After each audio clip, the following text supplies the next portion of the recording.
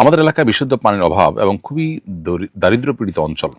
আমরা মসজিদ নির্মাণের জন্য এলাকাবাসী থেকে সম্মিলিতভাবে টাকা তুলেছিলাম। সেই টাকায় আমাদের কাঙ্ক্ষিত মসজিদ নির্মাণ শেষ হয়ে কিছু টাকা অবশিষ্ট আছে। এখন আমরা চাচ্ছি অবশিষ্ট টাকাগুলো দিয়ে পুরো এলাকাবাসীর জন্য একটা গভীর নলকূপ খনন করতে। এই টাকা দিয়ে সেটা করতে পারবো কিনা?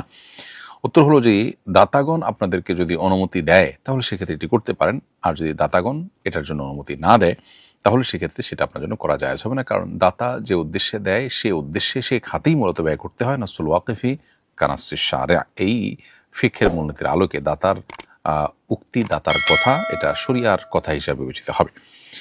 ফরজ রোজার কাজা আদায়ের জন্য কি স্বামীর অনুমতি লাগবে?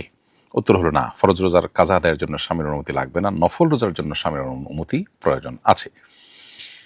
এরপরে প্রশ্ন হলো, নামাজে সূরা ফাতিহার পর আউযুবিল্লাহ পড়ে ফেললে নামাজ হবে কিনা? উত্তর হলো হ্যাঁ, অবশ্যই নামাজ হয়ে যাবে। যদিও সূরা ফাতিহার পর অন্য সূরা মেনার আগে আউযুবিল্লাহ নয়, শুধু বিসমিল্লাহির রহমানির রহিম পাঠ করলেই যথেষ্ট হবে।